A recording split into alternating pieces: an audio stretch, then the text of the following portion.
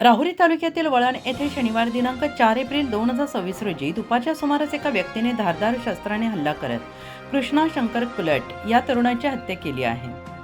किरकोळ कारणावरून झालेल्या हल्ल्यामध्ये कृष्णा कुलट हे गंभीर जखमी झालेले होते आणि त्यांना प्रथम राहुरी शहरात उपचारासाठी आणण्यात आले होते. राहुरी येथे योग्य उपचार न मिळाल्यामुळे त्यांना अहिल्यानगर येथे उपचारासाठी हलवण्यात आले, मात्र उपचारादरम्यान त्यांची प्राणज्योत मालवली. हल्ल्याचे कारण अद्याप अस्पष्ट असून एका आरोपीला अटक करण्यात आलेली आहे अशी माहिती मिळत आहे.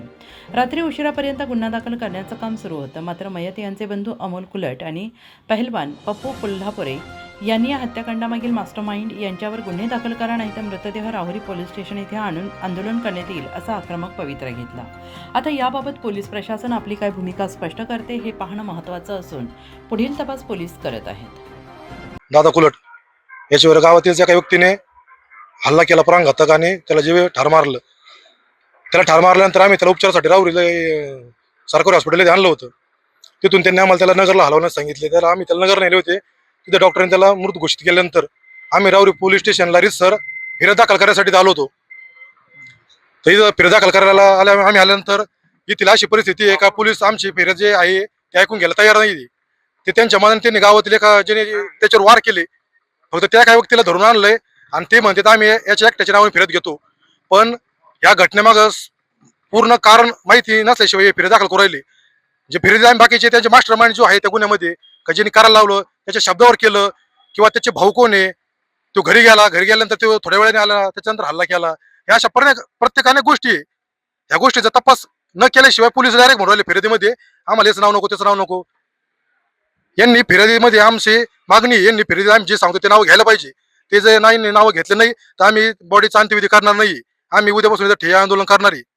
आज वळण येथे 4 वाजता आमचा जीवाचा मित्र दादा कुलट म्हणून आणि एक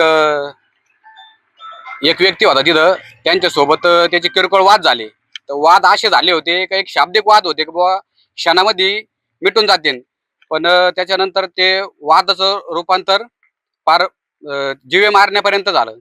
तर परिस्थिती अशी त्या ठिकाणी अशी झाली होती का किरकोळ गाचंडागचंडी झाली. गाचंडागचंडी होती, किरकोळ एक हाणामारी होती छोटीशी, आणि त्याच्यानंतर तो आरोपी घरी जातो. घरी गेल्यानंतर 4-5 लोकांसोबत त्याची चर्चा होती. नंतर तो घरून चाकू घेऊन येतो.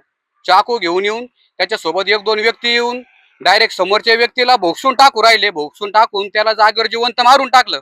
जिवंत मारून टाकल्यानंतर त्याला आम्ही हॉस्पिटल साठी राहुरीला आणलं.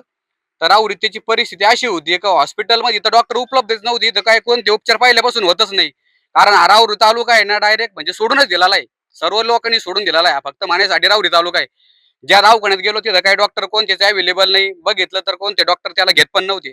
आम्ही त्याला नगर येथे नेलं वेळात घाटामध्ये. तर त्याला डेट म्हणून घोषित केलं डॉक्टरने. त्याच्यानंतर आम्ही राहुरी पोलीस स्टेशनला गुन्हा दाखल करायसाठी आलो. गुन्हा दाखल करायच्या अगोदर आरोपी आमच्या अगोदर इथं पार तो हजर आहे.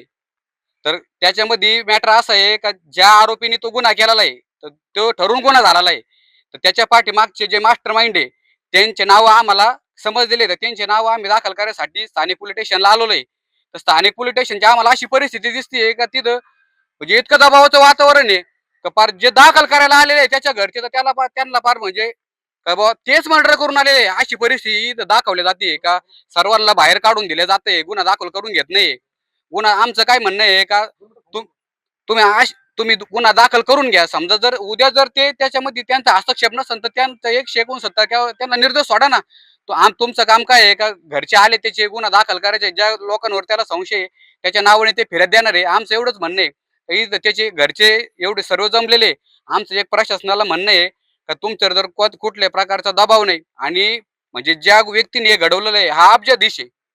म्हणजे याच्याकडं मी म्हणतो 100-200 कोटी रुपयाची प्रॉपर्टी हा असा माणूस याच्यामध्ये सहभागी, आणि हे लय दिवसापूर्वी घडत होतं म्हणजे घडणार होतं हे आम्हाला माहिती आहे. माहिती पण होतं आम्हाला.